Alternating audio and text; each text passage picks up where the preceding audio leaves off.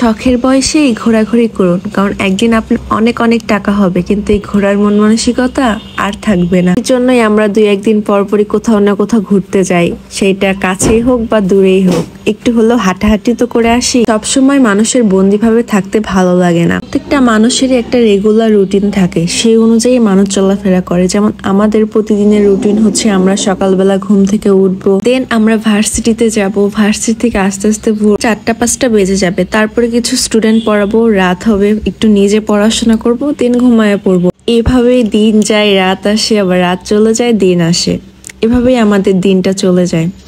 তাই জীবনকে উপভোগ করা দরকার, কারণ জীবন একটাই। এই একটা জীবনের মধ্যেই মানুষের একটু আনন্দ উপভোগ সবকিছুই করার দরকার আছে। তোমরা তো সবাই জানো আমরা মোহাম্মদপুরে গিয়েছিলাম। মোহাম্মদপুরে যাওয়ার পরে আমরা বাসায় থাকতে থাকতে বোরিং হয়ে পড়ছিলাম।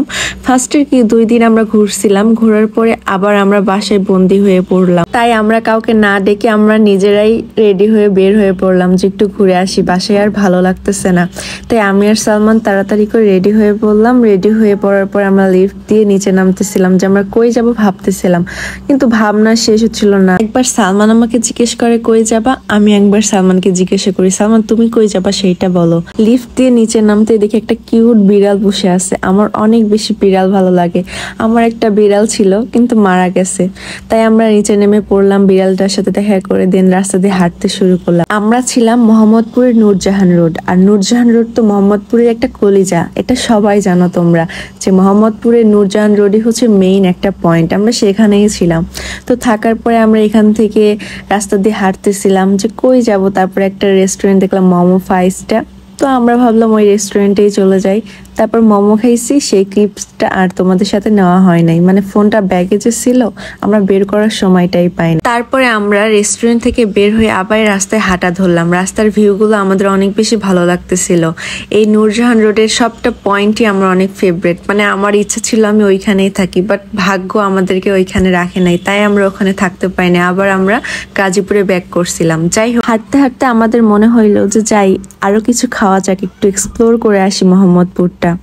দেন আমরা রাস্তায় দেখলাম একটা বেতের ঝুড়ির মতো, এটা আমার অনেক বেশি পছন্দ হয়েছিল, বাট আমরা নেওয়ার উদ্দেশ্যে যাই নাই, তাই আর নেওয়া হয়নি। সামনে ফুলের দোকান, সালমান তো ফুলের দোকান দেখলে অবাক হয়ে যায়, ফুল দিবে এমন এমন ভাব করে, কিন্তু কখনো কিনে কিন্তু দেয় না কাউকে, মানে আমাকেও কখনো দেয় নাই। আমার মনে পড়লো যে বাসায় সবজি নিয়ে যেতে হবে, তাই সালমানকে বললাম যে সালমান আমাদের জন্য বাসার জন্য সবজি নাও। তো সালমান সেই উদ্দেশ্যে সবজি নিল বাসায় রান্না করার জন্য।